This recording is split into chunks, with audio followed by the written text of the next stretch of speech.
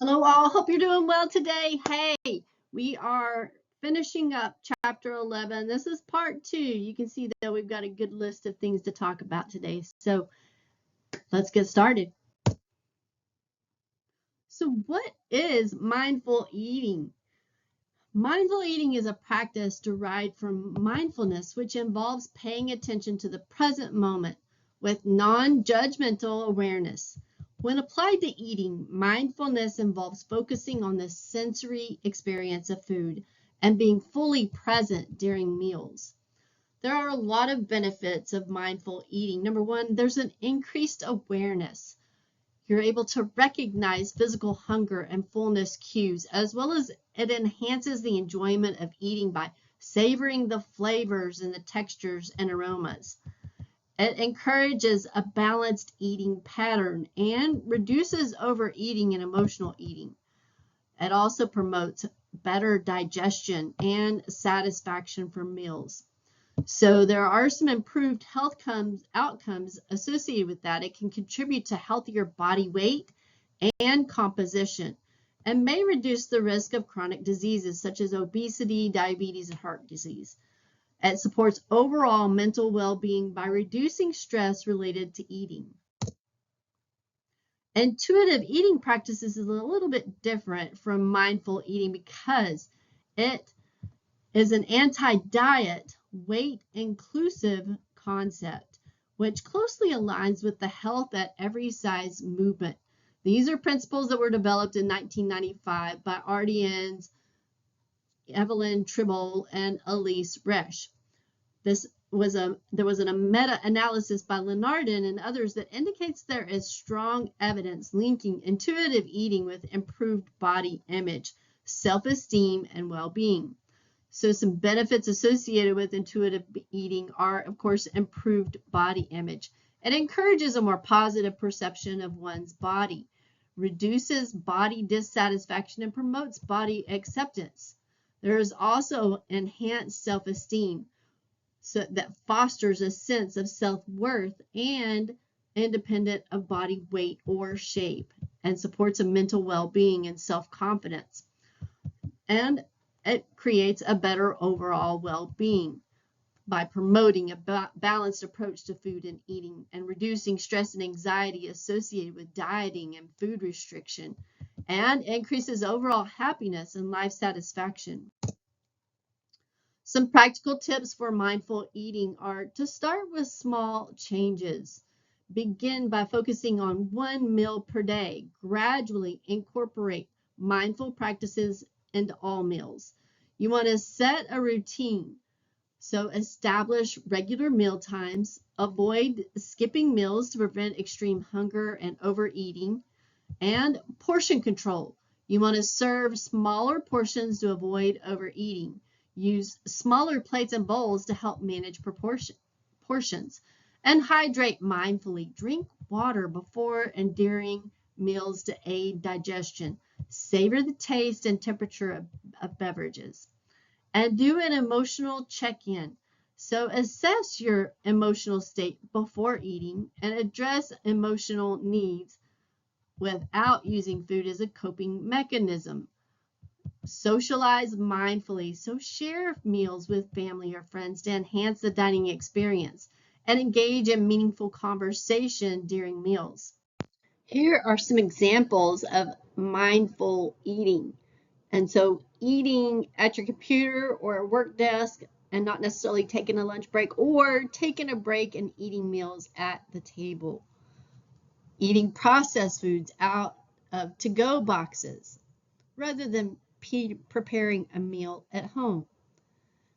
Eating as quickly as possible on the go with your Taco Bell, or using all your senses to really savor the food. And eating meals alone versus sharing with friends and family and coworkers. Principles of intuitive eating are to reject that diet mentality. Let go of the idea that dieting is a necessary path to health and worth. Recognize the false promises of a diet culture and its impact on mental and physical health, and honor your hunger. Keep your body biologically fed with adequate energy and carbohydrates. Learn to recognize and respond to early signs of hunger and make peace with food. Give yourself unconditional permission to eat. Free yourself from the guilt associated with eating certain foods and challenge the food police. Confront thoughts that label foods as good or bad and combat negative self-talk around eating. Respect your fullness. This means to listen to body signals that indicate you are no longer hungry. Pause in the middle of meals to gauge your satiety level and discover the satisfaction factor. Find joy and satisfaction in the eating experience. Recognize that eating what you truly want can be a pleasurable and fulfilling activity, and honor your feelings without using food. Identify and address emotions without turning to food for comfort. Find alternative ways to cope with stress, anxiety, and other feelings. And respect your body. Accept your genetic blueprint and body shape. Stop comparing your body to societal ideals and appreciate your unique form. Exercise to feel the difference. Shift the focus from exercising for weight loss to moving your body for enjoyment and health. And find physical activities that you enjoy and make you feel good. And honor your health with gentle nutrition. So make food choices that honor your health and taste buds while making you feel well. Remember that progress, not perfection, is what counts. Physical inactivity is one of the major contributing factors to the development and maintenance of overweight and obesity. It can lead to various health issues, including cardiovascular diseases, diabetes, and metabolic syndrome. Current statistics, according to reports, 25% of U.S. adults, that's 1 in every 4 adults, did not engage in any physical activity outside of their regular job in the past month. This lack of physical activity exacerbates the problem of weight gain and obesity. There's definitely a mismatch between food intake and energy expenditure, and much of that is due to modern society's mechanized environment has reduced the need for physical exertion in daily tasks. Our bodies have not adapted to this decrease in physical activity, leading to an imbalance between caloric intake and expenditure. According to the CDC, about 50% of U.S. adults meet the recommendations for aerobic physical activity. In high school students, only 1 in 4 meets the aerobic physical activity recommendations. Now, according to the World Health Organization, regular physical activity provides significant physical and mental health benefits.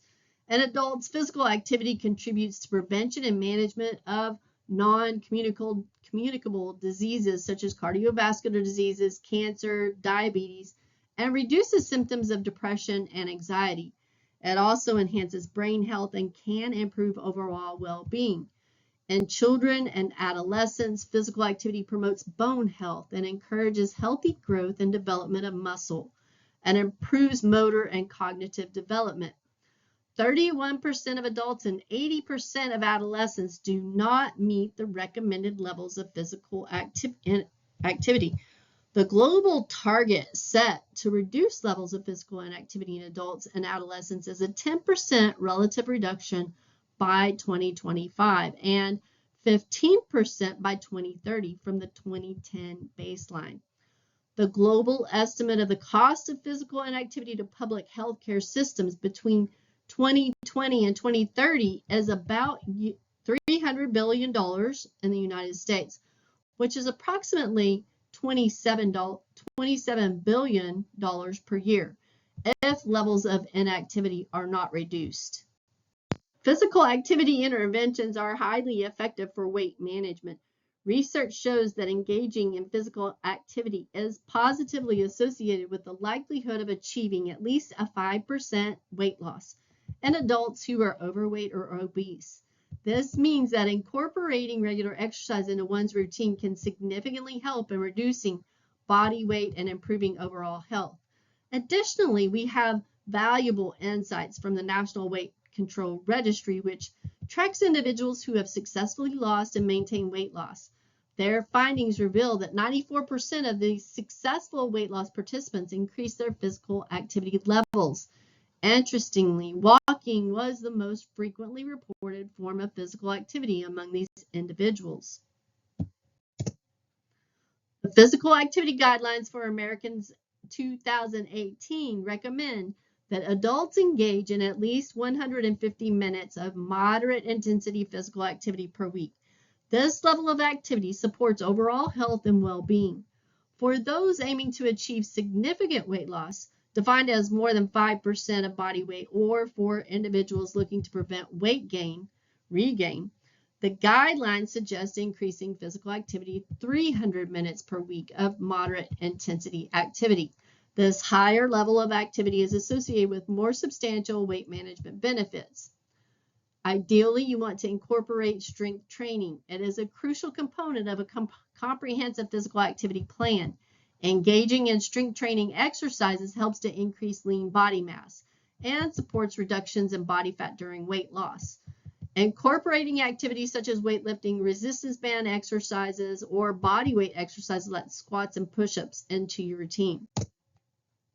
According to the ACSM, American College of Sports Medicine, adults with obesity should aim for 150 to 250 minutes of physical activity per week to support weight loss and prevent weight gain. 150 to 250 minutes per week. That level of activity helps in preventing weight gain and can lead to modest weight loss. It is also improves weight loss when combined with moderate dietary restrictions. 250 minutes or more per week for engaging in that amount of activity can produce clinically significant weight loss and is crucial for maintaining weight loss over time. Again, according to the American College of Sports Medicine, incorporating resistance training can significantly impact individuals' physical activity and overall health. For those who are sedentary, overweight, or obese, resistance training can promote a more active lifestyle, which in turn can support weight loss and prevent weight regain. So benefits of resistance exercise is the preservation of lean body mass. Resistance exercise helps maintain muscle mass, which is crucial during weight loss efforts. Preserving lean body mass ensures that weight loss is primarily from fat rather than muscle. And prevention of decreased resting energy expenditure, or REE. Dieting alone can reduce resting energy expenditure, where resistance training helps counteract that decrease, supporting better energy balance and weight management. The motivation for increased activity. So engaging in resistance training can boost confidence and motivation, encouraging individuals to adopt a more active lifestyle overall. Energy expenditure considerations as well. So there's lower energy expenditure. Compared to aerobic exercises, resistance training typically results in a lower energy expenditure during the workout. However, its benefits extend beyond the immediate exercise session. Circuit training. So to increase energy expenditure, you might consider incorporating circuit-style resistance training. This approach involves performing a series of exercises in a sequence with minimal rest in between, which can elevate heart rate and calorie burn. Aerobic exercise and energy expenditure. If we look at resting energy expenditure as REE, at rest, the average energy expenditure is approximately 60 to 70 kcals per hour. This rate can vary depending on factors such as body weight and individual metabolism. During high-level sustained aerobic exercise such as rapid walking, running, swimming, or bicycling, energy expenditure can be significantly higher, reaching 1,000 kcals or more per hour. This substantial calorie burn is a key benefit of energy engaging in vigorous aerobic exercise. With aerobic exercise training, what we see is increased intensity, increased expenditure.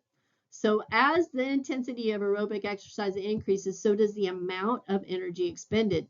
Higher intensity activities lead to greater calorie burn both during and after exercise. As far as energy expenditure during aerobic exercise with walking versus jogging, walking at a faster pace will burn more calories compared to a slower pace. Similarly, jogging tends to expend more energy than walking due to its higher intensity. As far as the caloric cost of jogging, for a 100-pound individual, jogging 1 mile would burn approximately 70 kcal. For a 200-pound individual, the same distance would burn about 140 kcals.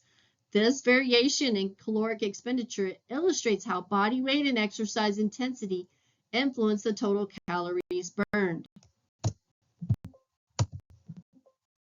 On average, walking or running 1 mile burns approximately 100 kcals. While this might seem modest, it's important to recognize its role in the broader context of weight loss. To lose 1 pound of fat, which requires a caloric deficit of about 3,500 calories, you would need to walk or jog approximately 35 miles. So that's 3,500 calories divided by 100 calories per mile. This underscores the need for consistent, prolonged physical activity to achieve significant weight loss. Aerobic exercise can lead to slight increases in both RMR and TEE immediately following the workout. However, these increases are generally modest and may not lead to substantial long-term changes in metabolism. Aerobic exercise may help prevent the decrease in resting energy expenditure often associated with dieting. This is particularly important for maintaining metabolic rate during weight loss efforts. For individuals who are already lean, such as athletes, excessive aerobic exercise might actually reduce the REE. This is something to be mindful of for those in competitive or highly trained scenarios. When we look at physical activity and weight loss, we want to look at the composition of that weight loss. And so with muscle protein specifically, dieting often leads to some loss of muscle protein, which is a concern, particularly with extreme or prolonged caloric restriction.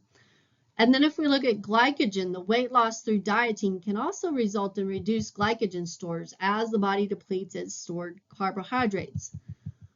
Now, water loss is initially with weight loss, it's frequently due to water loss, as glycogen and other substrates hold water in the body.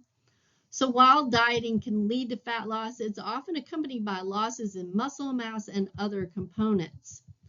Now, body weight loss via exercise, what happens with that is exercise is more effective at promoting fat loss specifically rather than causing a significant reduction in muscle or other body components. And while the primary focus of exercise-related weight loss is fat reduction, it can also lead to an increase in muscle mass, especially with resistance training or high-intensity workouts. So can a person over-exercise? What we see is that overuse injuries arise from repetitive movements that cause tissue damage over time. These injuries are common among individuals and athletes across all levels of fitness. Common overuse injuries include tendonitis, stress fractures, and muscle strains. These injuries often result from excessive or repetitive exercise without adequate rest. So some strategies to prevent overuse injury are to make sure that you're getting adequate rest and recovery, allowing your body sufficient time to recover between workouts. Overdoing it can lead to burnout and injuries. Ensure you incorporate rest days into your exercise routine to promote healing and prevent fatigue. And limit repetitive movements. Be mindful of the number of repetitions and sets in your workout. For example, if you're lifting weights, avoid excessive repetitions with heavy loads, which can strain muscles and joints. And use correct techniques and equipment. So learn and practice proper exercise techniques to minimize the risk of injury. Using appropriate equipment such as supportive footwear or proper weightlifting gear can also help protect your body. And increase the intensity and duration of your workouts gradually. And sudden jumps in exercise intensity or volume can overwhelm your body and increase the risk of injury. Some key concepts thus far. Physical activity is an important component of programs designed to support weight loss in individuals with overweight or obesity. Reducing sedentary activities and participating in physical activity supports weight loss as well as preventing weight regain following loss. The Physical Activity Guidelines for Americans in 2018 recommends adults engage in at least 150 minutes of moderate intensity physical activity per week to support health. For individuals whose goal is to lose significant weight, more than 5% of body weight, and or those who are trying to prevent weight regain, the guidelines recommend engaging in at least 300 minutes per week of moderate intensity physical activity. Both resistance training and aerobic training offer benefits to individuals following a weight loss program. Aerobic training is particularly important for increasing kcals or energy expenditure, and resistance training reduces fat mass while increasing lean body mass or fat-free mass. For those just starting a physical activity program, the section provides recommendations for initiating such a program. Moderation is important as someone starts exercising. Too much exercise too quickly can contribute to overuse injuries. And that is all that I have for part 2. We'll be finishing up part 3, where we'll be talking about weight loss programs. I look forward to talking to you soon. Have a great day.